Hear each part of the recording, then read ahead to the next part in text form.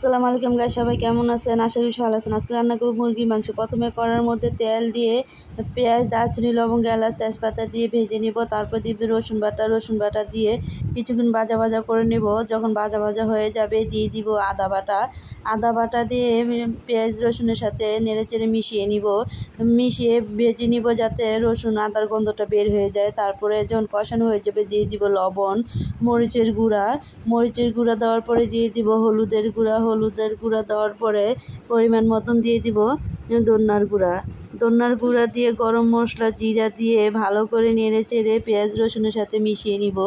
যখন মশলাটা মিশানো হয়ে যাবে হালকা পানি দিয়ে নেড়েচেড়ে নিব যাতে মশলাটা ভালোভাবে কষানো হয়ে যায়।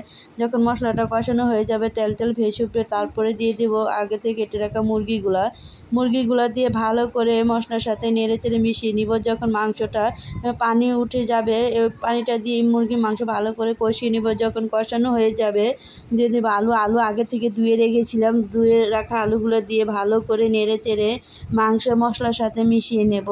যখন মিশানো হয়ে যাবে তারপরে নেড়েচেড়ে দিয়ে দিতে হবে পরিমাণ মতন ঝোলটা দিয়ে ঢাকনা দিয়ে ঢেকে দিব। অপেক্ষা করব যাতে তাড়াতাড়ি তরকারিটা বলক আসে। যখন তরকারিটা বলক আসবে হয়ে যাবে দিয়ে দিব গরম মশলা, জিরার গুঁড়া দিয়ে কিছুক্ষণ জাল করে তরকারিটা নামিয়ে নিব। তরকারির কালারটা কত সুন্দর হয়েছে। কারা এরকমভাবে তরকারি রান্না করে খান কমেন্ট করে জানাবেন। তারপর রান্না করবো শিং মাছ। ভালো করে ধুয়ে পরিষ্কার করে নিয়েছি। তারপর দিয়ে দেবো লবণ, হলুদ, মরিচের গুঁড়া দিয়ে ভালো করে মাছটা মেখে নেব।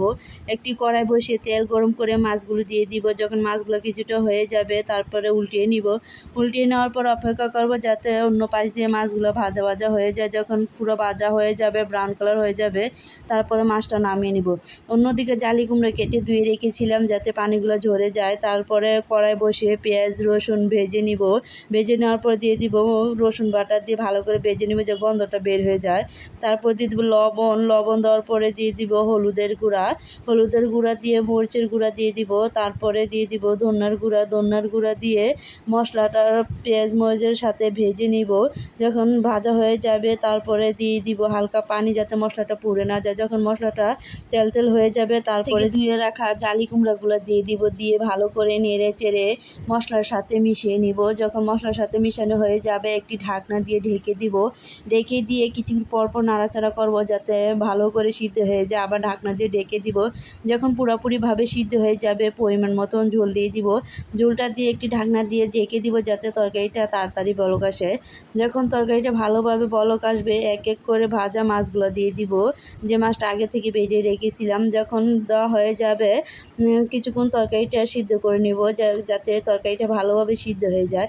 যখন তরকারিটা সিদ্ধ হয়ে যাবে দিয়ে দিব ধন্যপাতা আগে ধুয়ে কেটে রেখেছিলাম। যখন দেওয়া হয়ে যাবে কিছুক্ষণ সিদ্ধ করে নিব। যখন তরকারিটা সিদ্ধ হয়ে যাবে নামিয়ে নিব। ধন্যবাদ সবাইকে। আল্লাহ হাফেজ।